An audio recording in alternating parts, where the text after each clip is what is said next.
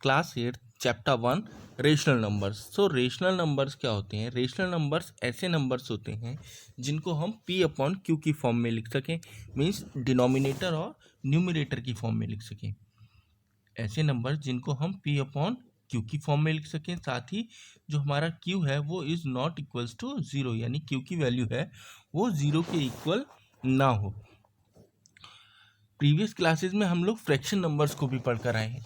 तो fraction number और rational numbers में क्या डिफरेंस है? ये पी लिखा हुआ है।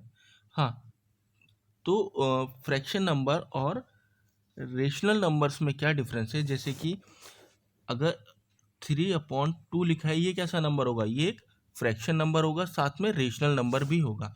लेकिन अगर कहीं पर ओनली 3 लिखा हुआ है, सिर्फ 3 लिखा है, तो ये क्या होगा?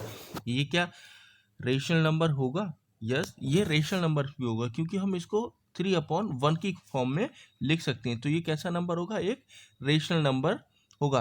बट ये फ्रैक्शन नंबर नहीं है, ये क्या है? होल नंबर है 3, ठीक है, या नेचुरल नंबर है। बट ये साथ में क्या होगा? रेशनल नंबर होगा, लेकिन फ्रैक्शन नहीं होगा। तो फ्रैक्शन नंबर्स ऐसे होते हैं जो p अपॉन क्यू की फॉर्म में लिखे जाते हैं, ठीक है, p अपॉन क्यू की फॉर्म में होते ही है और उनको हम चेंज नहीं कर सकते। मीन्स अगर p अपॉन क्यू की फॉर्म में है तो ये इस फॉर्म में रहेगा ही, इसको आप 2 डिनोमिनेटर का हटा नहीं सकते हो। बट जो रेशनल नंबर्स होते हैं वो क्या है कि p अपॉन क्यू की फॉर्म में होंगे, लिखे जा सकते हैं, हम बोल सकते हैं, ठीक है, लिखे जा सकते हैं। मीन्स 3/1 की फॉर्म में हम इसको लिख सकते हैं, साथ में इसको हम इसका डिनोमिनेटर हटाकर इसको 3 भी लिख सकते हैं, तब भी ये क्या रहेगा? एक रेशनल नंबर ही रहेगा। तो ये बड़ा डिफरेंस है। मीन्स हम इसमें से हटा सकते हैं लेकिन यहाँ से नहीं हटा सकते। तो लेकिन और साथ ही ये 3/2 भी क्या होगा? ये भी एक रेशनल नंबर होगा, ये भी होगा रेशनल नंबर, और 3 ओनली भी रेशनल नंबर होगा। साथ में ही अगर इंटीजर्स की बात करें तो -3 है, तो ये भी रेशनल नंबर होगा, इसको भी हम -3/1 की। 0 भी एक रेशनल नंबर होगा, 0 को भी हम इसी फॉर्म में लिख सकते हैं। अगर हमारे पास 0 है तो 0 भी एक रेशनल नंबर होगा, 0 को भी हम 0/1 लिख सकते हैं। तो माइनस के 1/1, माइनस के 5/1, ये सब रेशनल नंबर्स होंगे, ठीक है, या फिर 5/1, ये भी सब रेशनल नंबर्स होंगे। और 3/2 ये भी एक रेशनल नंबर होगा। वहीं जो फ्रैक्शन नंबर्स की बात करें तो फ्रैक्शन नंबर्स कैसे होंगे? 10/9, 10/9 एक रेशनल नंबर भी होगा। तो जितने भी फ्रैक्शंस होते हैं वो तो रेशनल नंबर्स होते ही हैं, जितने भी फ्रैक्शंस होते हैं वो सभी रेशनल नंबर्स होते हैं। बट सभी रेशनल नंबर फ्रैक्शन हो ये ज़रूरी नहीं है, ठीक है, सभी रेशनल नंबर फ्रैक्शन हो ये ज़रूरी नहीं है, क्योंकि -1 भी क्या होगा? एक रैशनल नंबर होगा, but it is not a fraction, ठीक है। इसको हम इस फॉर्म में लिख सकते हैं, पर ये एक तरह से एक्चुअली में फ्रैक्शन नहीं है, ठीक है। ये तो क्लियर हुआ कि रेशनल नंबर और फ्रैक्शन में क्या डिफरेंस था। अब हम रेशनल नंबर्स की कुछ प्रॉपर्टीज़ को डिस्कस करेंगे, जिसमें फर्स्ट प्रॉपर्टी है क्लोजर प्रॉपर्टी। क्लोजर प्रॉपर्टी में हम क्या करेंगे? रेशनल नंबर्स को आपस में ऐड, सब्ट्रैक्ट, मल्टीप्लाई और डिवाइड करके देखते हैं कि जो हमारा रिजल्ट आता है क्या वो एक्चुअल में रेशनल नंबर आता है या नहीं आता है। तो अगर हम दो रेशनल नंबर्स को ऐड करते हैं तो हमारे पास क्या आएगा? तो अगर हम सिर्फ एडिशन करें 2 नंबर्स का, और ये हमने 2 रेशनल नंबर्स को लिया है जिनको हमने ऐड किया है, और ऐड करने पर भी जो नंबर आया वो क्या है? एक रेशनल नंबर आया है। तो मीन जो क्लोजर प्रॉपर्टी है फॉर एडिशन एप्लीकेबल है, ठीक है, एडिशन के लिए क्या है? एप्लीकेबल है या ट्रू है। नेक्स्ट देखते हैं मल्टीप्लिकेशन के लिए। तो मल्टीप्लिकेशन में भी हम क्या करेंगे? दो रेशनल नंबर्स को मल्टीप्लाई करते हैं। हमने 2 रेशनल नंबर्स को मल्टीप्लाई किया है और जो हमारे पास रिजल्ट आया है it is also a rational number. Means closure property किस किस के लिए ट्रू हो गई? एक एडिशन के लिए भी ट्रू है और मल्टीप्लिकेशन के लिए भी ट्रू है। नेक्स्ट देखते हैं सब्ट्रैक्शन के लिए। तो सब्ट्रैक्शन के लिए हमने क्या किया? दो रेशनल नंबर्स को आपस में सब्ट्रैक्ट किया और उनका रिजल्ट फाइंड किया, और हम ये देख सकते हैं कि ये जो दो रेशनल नंबर्स थे इनका रिजल्ट भी कैसा नंबर आया है, एक रेशनल नंबर ही आया है। नेक्स्ट अब डिवाइड के लिए चेक कर लेते हैं। डिवाइड के लिए भी एग्जांपल ले लेते हैं। हमने क्या, डिवाइड में क्या होगा, डिवाइड में क्या होगा, अगर जीरो भी क्या होता है, zero is also a rational number, but अगर हम किसी रेशनल नंबर को जीरो से डिवाइड करेंगे तो ये क्या हो जाएगा, नॉट डिफाइन हो जाएगा, है ना। तो अगर क्लोजर प्रॉपर्टी जो है वो डिवीजन के लिए एप्लीकेबल नहीं होती है, सिर्फ जीरो वाली टर्म के लिए, यानी कि सिर्फ जीरो एक ऐसा नंबर है, जीरो एक ऐसा रेशनल नंबर है जिसके साथ क्लोजर प्रॉपर्टी ट्रू नहीं होती है। बाकी अगर कोई भी नंबर होगा तो उसके लिए ये ट्रू होगी। अगर सपोज 3/9 था और इसको हमें डिवाइड करना होता 5/9 से,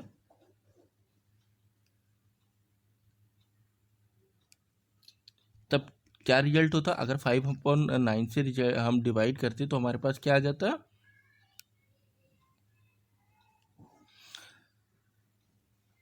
3/9, और ये डिवाइड है, मल्टीप्लाई होकर ऊपर पहुंच जाएगा 9/5, 9 से 9 कट जाएगा तो हमारे पास रिजल्ट में क्या आ जाएगा, 3/5 आ जाएगा, जो कि एक रेशनल नंबर है। तो डिवीजन के लिए क्या है, डिवीजन के लिए ये एप्लीकेबल नहीं है, सिर्फ जीरो वाली केस में, ठीक है। अदर देन जीरो ये सबके लिए क्लोजर प्रॉपर्टी ट्रू होती है। बाकी सारे रेशनल नंबर्स के लिए क्लोजर प्रॉपर्टी ट्रू होती है फॉर डिवीजन, बट जीरो के लिए ये ट्रू नहीं होती है, क्योंकि जीरो से अगर हम किसी भी नंबर को या किसी भी रेशनल नंबर को डिवाइड करेंगे तो वो डिफाइन नहीं होगा, ठीक है। नेक्स्ट प्रॉपर्टी देखते हैं, कम्यूटेटिव प्रॉपर्टी। कम्यूटेटिव प्रॉपर्टी में हम लोग क्या करते हैं, इसमें भी हम एडिशन, सब्ट्रैक्शन और मल्टीप्लिकेशन, डिवीजन में प्रॉपर्टीज को चेक करके देखते हैं, ठीक है। तो क्या है, कम्यूटेटिव प्रॉपर्टी क्या होती है बेसिकली कि x plus y is equals to y plus x. Means हम क्या कर रहे हैं, एडिशन करने में अगर हम दो नंबर्स का ऑर्डर चेंज कर दें, मीन्स पहले कुछ और नंबर पहले हमने फर्स्ट नंबर को लिखा है ना, और देन उसमें ऐड कर रहे हैं हम सेकंड नंबर को, तब जो भी रिजल्ट आना चाहिए वो क्या, रिजल्ट सेकंड नंबर को अगर हम पहले लिख दें और फर्स्ट को बाद में लिख दें तब ऐड करें तो क्या सेम रिजल्ट आएगा या नहीं आएगा, यही क्या है, क्लोजर प्रॉपर्टी है। एग्जाम्पल से समझते हैं इसको। हमने क्या किया, 1/3 एग्जाम्पल लिया, हमने क्या किया, 1/3 और 2/3 को ऐड करेंगे, ठीक है। और इनका नेक्स्ट हमने क्या किया, इनका ऑर्डर को चेंज कर दिया, यानी इसको फर्स्ट टर्म में लिख दिया और इसको सेकंड टर्म में लिख दिया, फर्स्ट टर्म में और सेकंड टर्म में। अब इनको ऐड करके देख लेते हैं हम कि क्या इनका रिजल्ट सेम आता है। यस, अगर हम इनको ऐड करेंगे तो हमारा क्या आ जाएगा, 3/3 इज इक्वल्स टू 3/3, यानी कि जो रिजल्ट है वो क्या आ रहा है, सेम आ रहा है। तो ये क्या होगी प्रॉपर्टी, तो commutative property for addition is true, ठीक है। इसके लिए ये एप्लीकेबल होती है, ट्रू होती है। नेक्स्ट देखते हैं मल्टीप्लिकेशन के लिए। तो मल्टीप्लिकेशन में भी क्या है, हमें क्या करना है, जो दो नंबर्स हैं उनका ऑर्डर चेंज कर देना, ऑर्डर चेंज करके मल्टीप्लाई करेंगे। 1/2 की मल्टीप्लाई हमने 2/3 से की और 2/3 की मल्टीप्लाई हमने 1/2 से की, तो हमारे पास आंसर क्या आ रहा है, 2/6 और 2/6। अगर हम इसको सॉल्व करेंगे तो हमारा आंसर 2/6 और 2/6 आ रहा है, यानी कि दोनों जगह जो आंसर आ रहा है वो सेम आ रहा है। मीन कम्यूटेटिव प्रॉपर्टी मल्टीप्लिकेशन के लिए भी ट्रू होगी। नेक्स्ट देखते हैं फॉर सब्ट्रैक्शन। सब्ट्रैक्शन के लिए ये प्रॉपर्टी ट्रू नहीं होती है। मीन्स अगर हम नंबर्स का ऑर्डर चेंज कर दें, फर्स्ट को सेकंड में लिख दें और सेकंड को फर्स्ट में लिख दें, तो जो हमारा रिजल्ट होगा वो इक्वल नहीं आएगा, रिजल्ट गलत आ जाएगा। तो हम इनको कभी भी इंटरचेंज नहीं कर सकते। एग्जाम्पल से समझ लेते हैं इसको, ठीक है। तो 4/3 माइनस 1/3 है, तो अगर हम इसको सॉल्व करेंगे हमारे पास कितना आएगा आंसर, 3/3 3 आ जाएगा। क्लियर।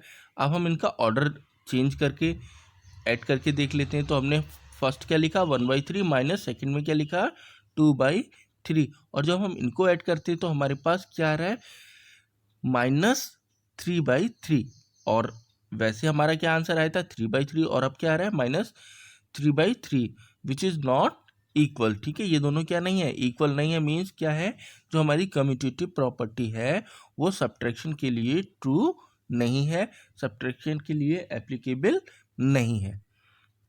नेक्स्ट चेक कर लेते हैं अब हम डिवीजन के लिए। तो हम क्या देख रहे हैं इसमें कि डिवीजन के लिए भी कम्यूटेटिव प्रॉपर्टी ट्रू नहीं है। मीन्स अगर हम दो नंबर्स को डिवाइड कर रहे हैं आपस में x/y और उनका ऑर्डर चेंज कर दें y/x कर दें, तो जो वैल्यू आएगी वो इक्वल नहीं आएगी। एग्जाम्पल से समझ लेते हैं इसको। तो हमारे पास क्या था 3/9 था, हमने उसको डिवाइड किया 1/9 से। दोनों रेशनल नंबर्स हैं। 3/9 एक रेशनल नंबर था जिसको हमने एक और रेशनल नंबर 1/2 से डिवाइड किया। तो हम क्या देखते हैं, हमारे पास क्या आ रहा है रिजल्ट में 6/9 आ रहा है। क्लियर। अब हम इनका ऑर्डर चेंज करके देख लेते हैं। मीन्स 1/2 को डिवाइड करते हैं हम 3/9 से। तब जब हम इसको सॉल्व कर रहे हैं तो हमारे पास क्या आ रहा है 9/6 आ रहा है। 9/6 आ रहा है। तो 9/6 और यहाँ पर क्या आ रहा था 6/9 और यहाँ पर 9/6, जो कि इक्वल नहीं है, इक्वल नहीं है। तो यहाँ पर क्या देखते हैं हम कि डिवीजन के लिए भी कम्यूटेटिव प्रॉपर्टी एप्लीकेबल नहीं होती है।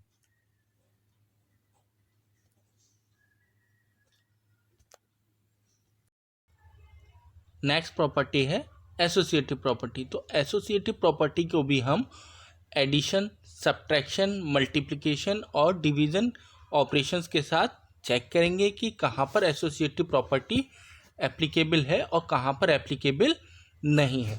सो पहले स्टार्ट करते हैं हम एडिशन के साथ।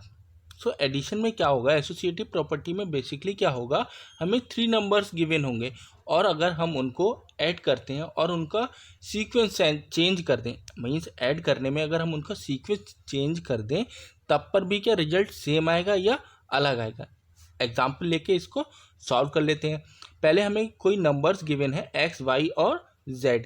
तो हम क्या देख रहे हैं इसमें, हमने क्या किया है, एसोसिएटिव प्रॉपर्टी क्या बता रही है हमें कि अगर आप लास्ट के 2 नंबर्स को ऐड कर रहे हो और उसका जो रिजल्ट आएगा उसको फर्स्ट नंबर के साथ ऐड करो, या फिर आप फर्स्ट 2 नंबर्स को ऐड करो और उसका जो रिजल्ट आए उसको वो थर्ड नंबर के साथ ऐड कर दो, तो रिजल्ट जो होगा वो क्या होगा, इक्वल होगा, रिजल्ट इक्वल होगा।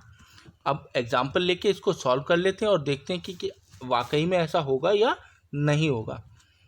हमने एग्जाम्पल लिया, हमारे पास नंबर्स क्या क्या है 1/4 प्लस 2/4 प्लस 3/4, और दूसरी साइड में इन्हीं को ऑर्डर चेंज करके हमने लिख लेना है।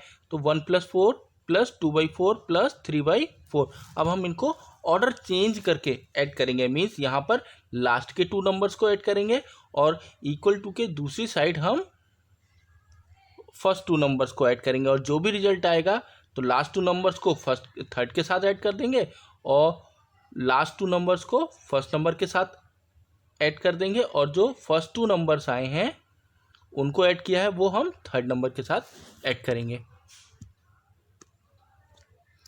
ऐड करने पे क्या होगा, 1/4 को हमने ऐसे ही कॉपी किया और 2/4 प्लस 3/4 को अगर हम ऐड करेंगे तो हमारे पास कितना आ जाएगा 5/4 आ जाएगा, इज इक्वल्स टू, और 1/4 प्लस 2/4 को अगर हम ऐड करेंगे हमारे पास 3/4 आ जाएगा। 3/4 ये वाला हमने इस वाली 3/4 को ऐसे ही कॉपी कर दिया। नेक्स्ट 5/4 को और 1/4 को हम ऐड करेंगे तो हमारे पास 6/4 आ जाएगा, और ऐसे ही इक्वल टू के दूसरी साइड अगर हम 3/4 प्लस 3/4 करेंगे वो भी कितना हो जाएगा 6/4 हो जाएगा। तो हमने क्या देखा यहाँ पर, जो हमने ऑपरेशंस को क्या किया, जो हम एडिशन कर रहे थे हमने उनका ऑर्डर चेंज कर दिया। मीन्स पहले यहाँ पर स्टार्टिंग के लास्ट के 2 नंबर्स को ऐड किया और फिर उसको फर्स्ट नंबर में ऐड कर दिया, और यहाँ पर हमने फर्स्ट 2 नंबर को ऐड किया और उसको थर्ड नंबर से ऐड कर दिया, और दोनों कंडीशंस में क्या हुआ, हमारा रिजल्ट जो है वो सेम आया। तो मीन्स जो एसोसिएटिव प्रॉपर्टी होगी वो एडिशन के लिए क्या होगी, एप्लीकेबल होगी। नेक्स्ट मल्टीप्लिकेशन के लिए चेक कर लेते हैं। मल्टीप्लिकेशन में भी क्या होगा कि हम जो फर्स्ट नंबर है उसको ऐसे ही छोड़ेंगे, सेकंड और थर्ड नंबर को मल्टीप्लाई करेंगे, देन उसका जो रिजल्ट आएगा उसको हम फर्स्ट नंबर के साथ मल्टीप्लाई करेंगे। वैसे ही यहाँ पर इक्वल टू के दूसरी साइड क्या, हम फर्स्ट 2 नंबर्स को मल्टीप्लाई करेंगे और उसको थर्ड नंबर से मल्टीप्लाई करेंगे। एग्जाम्पल लिखते हैं और सॉल्व कर लेते हैं इसको कि क्या होगा, देखते हैं। तो 1/3 इंटू 1/4 प्लस इंटू 3/3, ये हमारे 3 नंबर्स हैं, और इक्वल टू के इस साइड क्या हो जाएगा, 1/3 इंटू 1/4 इंटू 3/3। तो अब हम क्या करेंगे, अब पहले हम इन दोनों को मल्टीप्लाई करेंगे, मीन्स लास्ट के जो नंबर्स हैं उनको मल्टीप्लाई करेंगे, और इक्वल टू के दूसरी साइड में हमें क्या करना है, फर्स्ट 2 नंबर्स को मल्टीप्लाई करेंगे, और जो भी इनका सॉल्यूशन आएगा उसको हम यहाँ पर इससे मल्टीप्लाई, और इसका सॉल्यूशन जो भी आएगा रिजल्ट उसको इससे मल्टीप्लाई करेंगे। मल्टीप्लाई करने पर जब हम सॉल्व करते हैं तो कितना आएगा हमारे पास, 19/12 और 19/12, मीन्स क्या हुआ, एसोसिएटिव प्रॉपर्टी यहाँ पर भी क्या होगी, एप्लीकेबल। अब सब्ट्रैक्शन के साथ देख लेते हैं। तो सब्ट्रैक्शन में भी क्या होगा कि हमारे पास जो 3 नंबर्स होंगे हम उनके ऑर्डर चेंज करके ऑपरेशंस को परफॉर्म करेंगे। मीन्स यहाँ पर भी हमें क्या करना है, जो लास्ट के 2 नंबर्स हैं पहले उनको सब्ट्रैक्ट करना है, और यहाँ पर फर्स्ट 2 नंबर को सब्ट्रैक्ट करना है और उसको थर्ड नंबर से सब्ट्रैक्ट करना है, और यहाँ पर फर्स्ट नंबर से सब्ट्रैक्ट करना है। तो बेसिकली क्या है, जो एसोसिएटिव प्रॉपर्टी है वो सब्ट्रैक्शन के लिए एप्लीकेबल नहीं होती है, क्योंकि नॉट इक्वल का साइन लगा है, मीन्स ये इसके लिए एप्लीकेबल नहीं है। अब हम इसको चेक कर लेते हैं एक एग्जाम्पल लेके कि ये एप्लीकेबल है या फिर नहीं है। एग्जाम्पल ले लेते हैं। एग्जाम्पल हमने लिया है 5/3 minus 2/3 minus 1/3 is not equals to 5/3 minus 2/3 minus 1/3। तो इनको सॉल्व कर लेते हैं। सॉल्व हमें कैसे करना है, यहाँ पर हमें इन दोनों नंबर्स को सब्ट्रैक्ट करना है, और जो भी रिजल्ट आएगा उसको हम फर्स्ट नंबर के साथ सब्ट्रैक्ट कर देंगे, और यहाँ पर हमें इन दोनों को सब्ट्रैक्ट करना है, और जो भी रिजल्ट आएगा उसमें से हम इस नंबर को सब्ट्रैक्ट करेंगे।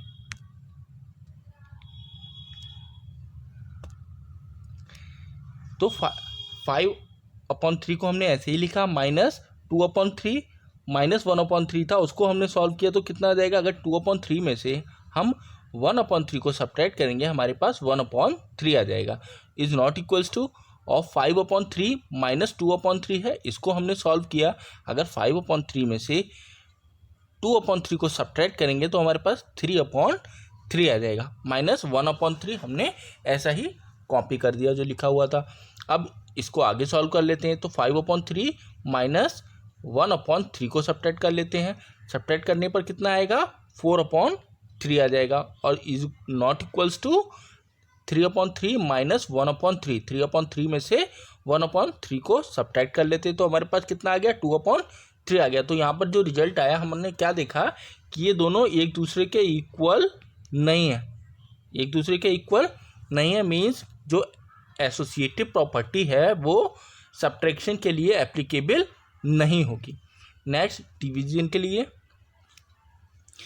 सो डिवीजन के लिए भी एसोसिएटिव प्रॉपर्टी एप्लीकेबल नहीं होती है, डिवीजन के लिए भी एप्लीकेबल नहीं होती है। मीन्स अगर हम इस तरह से डिवाइड करें कि फर्स्ट 2 नंबर का डिवाइड कर दें और उसमें थर्ड का डिवाइड करें, या फिर लास्ट के 2 नंबर्स को डिवाइड करें और उसको अगर हम फर्स्ट नंबर से फिर से डिवाइड करेंगे तो क्या होगा, जो इनका रिजल्ट आएगा वो इक्वल नहीं आएगा। मीन्स इसमें हम ऑर्डर चेंज नहीं कर सकते, है ना, तो ये इसके लिए एप्लीकेबल नहीं होगी। नेक्स्ट प्रॉपर्टी है डिस्ट्रीब्यूटिव प्रॉपर्टी। तो डिस्ट्रीब्यूटिव प्रॉपर्टी में भी क्या होगा, 3 नंबर्स होंगे और उनको हम क्या है, फर्स्ट नंबर को सेकंड और थर्ड में डिस्ट्रीब्यूट करते हैं। देखिए जैसे कि हमें क्या है, x multiply by y plus z है, तो हम इसको किस तरह से सॉल्व कर सकते हैं, x की मल्टीप्लाई हम y के साथ करेंगे प्लस x की मल्टीप्लाई हम z के साथ करेंगे। तो इसको इस तरह से ओपन कर सकते हैं हम, x मल्टीप्लाई y प्लस और x मल्टीप्लाई फिर z से मल्टीप्लाई, तो x मल्टीप्लाई z और बीच में ऑपरेशन प्लस का हो जाएगा। इसमें भी अगर हम इसको जैसे भी सॉल्व कर लें, चाहे इस तरह से सॉल्व कर लें या इस तरह से सॉल्व करें, तो इसमें भी क्या होगा, रिजल्ट सेम आएगा दोनों कंडीशंस में। देख लेते हैं एक एग्जांपल लेकर। सो हमने एग्जांपल लिया है 1/3 multiply by 3/5, 1/5 multiply by 3/5 plus 2/5 multiply कर देते हैं। तो 1/5 को हम मल्टीप्लाई करेंगे पहले 3/5 से प्लस, और 1/5 की मल्टीप्लाई देन करेंगे 2/5 से। तो 1/5 मल्टीप्लाई 3/5 प्लस 1/5 मल्टीप्लाई 2/5। सॉल्व करते हैं दोनों साइड। तो 1/5 2/5 प्लस 3/5 को हमने ऐड कर दिया, जिसका रिजल्ट क्या आएगा 5/5। और इक्वल्स टू के दूसरी साइड हमने क्या किया, पहले 1/5 इंटू 3/5 है, तो हमने इसको आपस में मल्टीप्लाई कर दिया। तो अगर 1/5 की मल्टीप्लाई हम 3/5 से करेंगे तो हमारे पास 3/25 आ जाएगा, प्लस और 1/5 की मल्टीप्लाई अगर हम 2/5 से करेंगे तो हमारे पास 2/25 आ जाएगा। आगे सॉल्व कर लेते हैं इसके। 1/5 को हमें मल्टीप्लाई करना है अब 5/5 से, जिसको अगर हम मल्टीप्लाई करेंगे तो हमारा कितना आएगा, डिनोमिनेटर की मल्टीप्लाई डिनोमिनेटर में होती है और न्यूमरेटर की मल्टीप्लाई न्यूमरेटर में। तो न्यूमरेटर की न्यूमरेटर से करेंगे तो 1 की मल्टीप्लाई 5 से करेंगे, कितना आएगा 5 आएगा ऊपर डिनोमिनेटर में, और न्यूमरेटर में ऊपर कितना आएगा, न्यूमरेटर में हमारा 5 आ जाएगा और डिनोमिनेटर में 5 इंटू 5 यानी 25 आ जाएगा। तो 5/25। और दूसरी साइड अगर हम इसको सॉल्व करेंगे, ऐड करेंगे, क्योंकि डिनोमिनेटर सेम है तो 25 और ऊपर का ऐसे ही ऐड हो जाएगा 3 + 2 5, तो 5/25 मीन्स ये क्या है, ये भी एप्लीकेबल है। मीन्स अगर हम एसोसिएटिव प्रॉपर्टी को इस तरह से ओपन करके सॉल्व कर सकते हैं। नेक्स्ट प्रॉपर्टी है इन्वर्स प्रॉपर्टी। तो इन्वर्स प्रॉपर्टी दो तरह की होती हैं, एक एडिटिव इन्वर्स और एक मल्टीप्लिकेटिव इन्वर्स। एडिटिव इन्वर्स में क्या होता है, फॉर अ रेशनल नंबर, अगर हमारे पास कोई रेशनल नंबर गिवन है x/y, तो एडिटिव इन्वर्स इस क्या होगा, उसका एडिटिव इन्वर्स जो होगा उसका -x/y होगा। अगर हमारा नंबर x/y है तो उसका एडिटिव इन्वर्स क्या होगा, -x/y हो जाएगा। यानी कि अगर हमारे पास कोई नंबर गिवन है 2/3, तो इसका एडिटिव इन्वर्स कितना हो जाएगा, एडिटिव इन्वर्स इसका हो जाएगा, एडिटिव इन्वर्स अगर हमें फाइंड करना है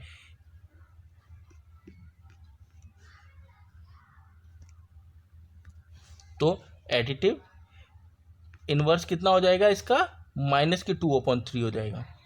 वैसे ही अगर हमें कोई नंबर गिवन है 4/5 माइनस में, और इसका हमें अगर एडिटिव इन्वर्स फाइंड करना है तो इसका क्या हो जाएगा, इसका सिंपल 4/5 हो जाएगा। मीन्स क्या है, अगर नंबर हमें माइनस में गिवन है तो उसका प्लस में, और अगर नंबर हमें प्लस में गिवन है तो उसका एडिटिव इन्वर्स माइनस में हो जाएगा। मीन्स साइन चेंज हो जाता है एडिटिव इन्वर्स में।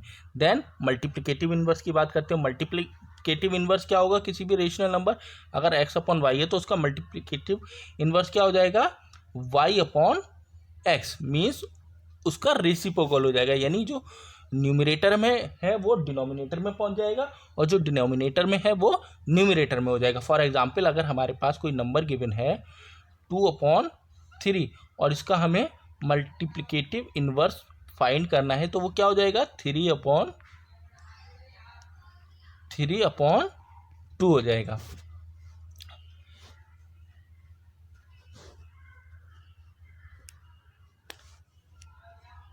ठीक है, तो एडिटिव इन्वर्स ऑफ 2/3 कितना हो जाएगा, एडिटिव इन्वर्स अगर हमें 2/3 का फाइंड करना है तो माइनस का 2/3, और अगर कोई नंबर है मल्टीप्लिकेटिव इन्वर्स हमें बताना है 4/5 का, तो वो कितना हो जाएगा, 5/4।